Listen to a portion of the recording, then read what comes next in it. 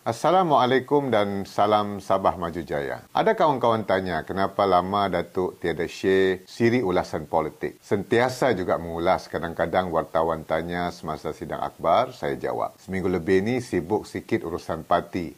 Penamaan calon, setap jentera, penyediaan manifesto dan turun tolong kawan-kawan di kawasan. Pada masa yang sama, kena juga ke sidang parlimen. Kali ini, saya tengok ada satu isu sesuai diulas. Apa dia isunya? Warisan dan presidennya Datuk Seri Panglima Shafie Apdal menjual bahawa mereka kononnya telah menjayakan 17 daripada 21 tuntutan MA63 ketika mereka memerintah. Ketika jadi kerajaan negeri 2018 hingga 2020 dan ada wakil 3 menteri warisan di Kabinet Persekutuan. Dulu tahun 2023 pernah berbangkit. Bila saya persoalkan dan tanya, barulah Datuk Seri Panglima Shafie betulkan. Katanya belum selesai tapi telah dipersetujui. Sudah berbulan menjelang pilihan raya kali ini sebab mungkin sudah tiada modal untuk dijual kepada rakyat, maka diulang kembali retorik dan naratif yang sama. Saya ni pernah menjadi menteri di Jabatan Perdana Menteri yang bertanggungjawab terhadap urustia MA63, iaitu bahagian Hari Ehwal Sabah dan Sarawak BES. Saya ada akses kepada semua maklumat mengenai perbincangan rasmi MA63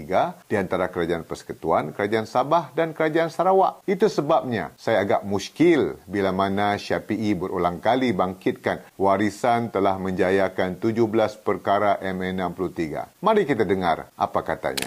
Yang menjayakan 17 perkara untuk perjanjian MA63 ialah kerajaan warisan. Isu MA63 ini sangat penting untuk Sabah. Maka kita tidak boleh biarkan isu ini menjadi tunggangan politik, modal pilihan raya. Setiap kenyataan perlu jujur dan bertanggungjawab. Persoalannya, apa dia yang Shafie dan warisan maksudkan mereka telah menjayakan 17 tuntutan MA63? Kalau sekadar selesai dibangkit atau selesai dibincang, bukanlah maksudnya telah berjaya mahupun selesai. Selesai dalam erti kata sebenar adalah telah dibangkit dan telah dibincang dalam platform rasmi, ada keputusan dan ada tindakan susulan secara rasmi. Dalam kerajaan ini kita biasa dengar frasa-frasa seperti secara dasarnya dipersetujui, diluluskan secara prinsip atau dipersetujui untuk dipertimbangkan. Frasa-frasa tersebut tidaklah boleh disifatkan sebagai selesai atau telah dimuktamadkan. Kerana apa? Khususnya dalam konteks MA63, bukan sekadar kelulusan prinsip, persetujuan dasar, tetapi persetujuan menyeluruh meliputi butiran pelaksanaan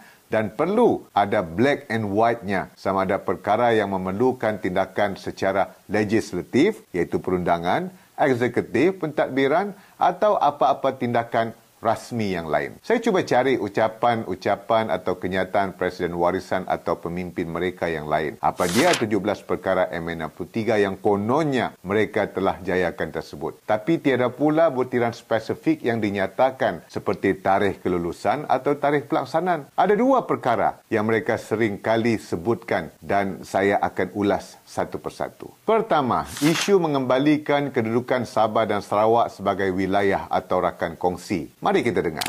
Negeri-negeri Borneo, Sabah dan Sarawak. Ini tidak ada Borneo. Ini ada. Siapa yang mengubah? Si Ajiji. Warisan. Datuk Seri Shafie dengan bangganya mendakwa bahawa mereka lah yang menyelesaikan perkara ini. Namun, cerita itu tidak berlandaskan hakikat sebenar. Dan apa sejarah sebenar? Pada 9 April 2019, ketika warisan berkuasa di negeri dan persekutuan, rang Undang-Undang Pindahan Perkara 1/2 Perlembagaan Persekutuan dibentangkan di Dewan Rakyat. Namun, pindahan tersebut gagal, tidak mendapat sokongan majoriti 2/3. Hanya 138 ahli parlimen menyokong, walhal sekurang-kurangnya 148 undi diperlukan daripada sejumlah 222 ahli Dewan Rakyat untuk meluluskan sesuatu pindahan perlembagaan. Antaranya, keseluruhan ahli Parlimen Gabungan Parti Sarawak GPS tidak bersetuju dengan kandungan pindahan yang dibuat. Mari kita dengar asas mengapa tidak dipersetujui. Rakyat. Bagi kita ianya tidak memadai, melainkan kita masukkan pursuant to Malaysia Agreement 63. Barulah ianya menyempurnakan kedudukan bahawa MA63 diletakkan pada asas pembentukan Malaysia. Kalau tidak, Malaysia tidak ada asas kepada pembentukan itu sendiri. Dengan apa yang kita perjuangkan, suara rakyat negeri Sabah, saya ingin menyokong. Sempurna. Terima kasih Yang Berhormat. Selain Ahli Parlimen Petrajaya Datuk Amar Fadilah, ramai lagi Ahli Parlimen yang telah bangkit mempersoalkan. Kita tengok tadi, sehinggakan Ahli Parlimen PBS Datuk Seri Panglima Maximus Ongkili juga tidak diberikan ruang untuk mendapatkan penjelasan. Alasan utama tidak dipersetujui adalah pindahan tersebut tidak mengaitkan secara tersurat dengan perjanjian Malaysia MA63. Akhirnya, tindakan tergesa-gesa tanpa penelitian mendalam itu memakan diri apabila pindahan berkenaan gagal mendapat kelulusan Dewan. Mujurlah pindahan perkara 1/2 perlembagaan ini akhirnya selesai apabila berjaya diluluskan di Dewan Rakyat pada 14 Disember 2021 dengan sokongan 200 ahli parlimen. Kemudian Dewan Negara meluluskan pindahan tersebut pada 22 Disember 2021. Dan perlu diingatkan, pindahan ini berlaku pada tahun 2021, bukan tempoh warisan memimpin Kerajaan Sabah dan warisan juga bukan sebahagian daripada Kerajaan Persekutuan pada masa itu. Pindahan ini telah dibentangkan oleh Tun Pensi Dr. Haji Wan Junaidi bin Tuanku Jaafar yang ketika itu Menteri di Jabatan Perdana Menteri, Parlimen dan Undang-Undang. Maksudnya, warisan tidak berjaya dan apa yang warisan cakap itu auta, bukan fakta. Kedua, kuasa pengeluaran permit dan lesen laut dalam bagi vesel penangkapan ikan zon C2 atau yang biasa disebutkan sebagai perikanan laut dalam. Sebelum kuasa ini dikembalikan, semua lesen laut dalam dikeluarkan atau adalah kuasa Kerajaan Persekutuan melalui Jabatan Perikanan Malaysia. Sekali lagi, Syafiq Abdal menjajah cerita bahawa warisanlah yang gigih memperjuangkan isu ini dan berjaya menyelesaikan tuntutan ini. Saksikan. Dari 21 perkara, 17 diluluskan. Apa yang 17 diluluskan? Tun, tangkap ikan laut dalam. Hari ini yang berkuasa lesen tangkap ikan laut dalam, yang melakukannya warisan, bukan JRS ini.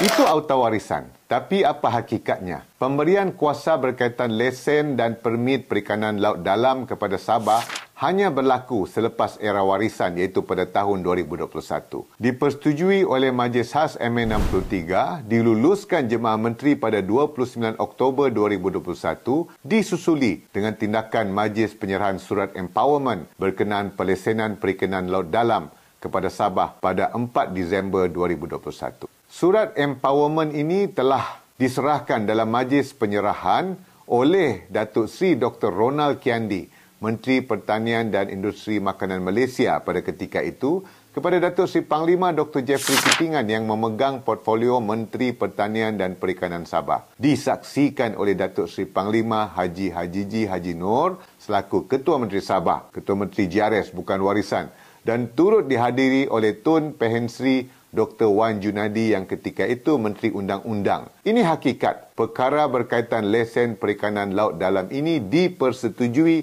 diluluskan dan dilaksanakan dalam tahun 2021 dan Kerajaan Sabah pada masa itu diterajui oleh JRS. Sekali lagi, ini fakta dan yang auta adalah klaim warisan. Ini baru 2 contoh auta warisan yang klaim terpaling MA63. Baki 15 lagi, saya bagi ruang kepada warisan untuk bagi butiran kejayaan mereka tersebut. Ingat, bukan sekadar persetujuan dasar, berjaya atau selesai bermaksud telah ada persetujuan, kelulusan dan bukti dilaksanakan melalui instrumen rasmi tertentu. Jangan pula nanti jawapannya persetujuan sudah ada tapi ambil masa untuk diselesaikan. Kalau itu jawapannya memang maksudnya cubaan mengelirukan rakyat. Pemberian kuasa laut dalam contohnya tidak perlu tempoh berbulan atau bertahun untuk dilaksanakan. Kalau betul telah dipersetujui atau diluluskan, 1 hari pun instrumen pemberian kuasa boleh siap untuk dikeluarkan. Saya bandingkan dengan komitmen dan cara kerja Kerajaan Madani pimpinan Datuk Seri Anwar Ibrahim dan Kerajaan Sabah JRS pimpinan Datuk Seri Panglima Haji Hajiji. Saya Menteri bertanggungjawab terhadap urustia MA63 selama setahun dari Disember 2022 hingga Disember 2023. Dalam tempoh itu, saya kongsikan isu-isu MA63 berkaitan Sabah yang telah dibincang, dipersetujui, diluluskan dan dilaksanakan. Antaranya, pertama, pengiktirafan Jabatan Kerja Raya dan Jabatan Pengairan dan Saliran Sabah dan Sarawak sebagai jabatan teknik di bawah arahan Perbendaharaan 182.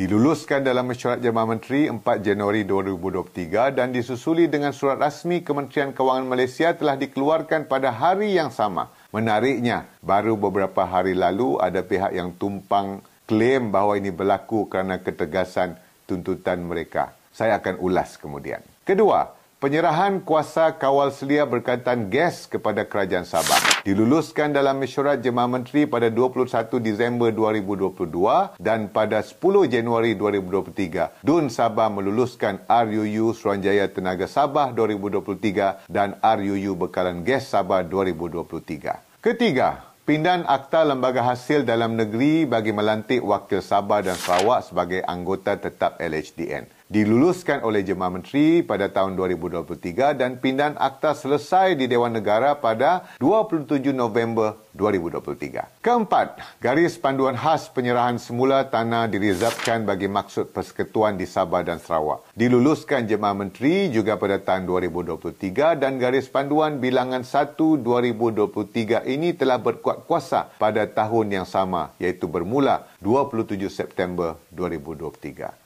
Dan kelima, penyerahan kuasa kawal selia bekalan elektrik kepada Kerajaan Sabah. Diluluskan oleh Jemaah Menteri pada Julai 2023 dan pemberitahuan undangan PUA 393 Perintah Negeri-Negeri Borneo Kuasa-Kuasa Perundangan Pindaan nombor 2 2023 telah diwartakan pada 27 Disember 2023. 5 perkara yang saya sebutkan ini berlaku semasa saya memimpin Urustia MA63. Inilah beza komitmen di antara warisan dan kerajaan pusat zaman mereka dan cara kerja GRS dan Kerajaan Persekutuan Madani pada masa kini. Dan saya bersyukur kerana dalam tempoh setahun saya memimpin Urustia MA63 di JPM, ada beberapa perkara sebagaimana yang saya sebutkan tadi yang bukan sahaja dipersetujui tapi diluluskan dan dilaksanakan melalui instrumen rasmi. Paling penting, ini adalah atas kerjasama konstruktif di antara Kerajaan Persekutuan Pimpinan Anwar Ibrahim dan Kerajaan Sabah Pimpinan Haji G. Haji Nur. We don't just talk, claim and overclaim, but we walk the talk, work in progress. Selamatkan Sabah dari auta warisan. Pilihlah GRS. Rumah kita, kita jaga. Sabah first, Sabah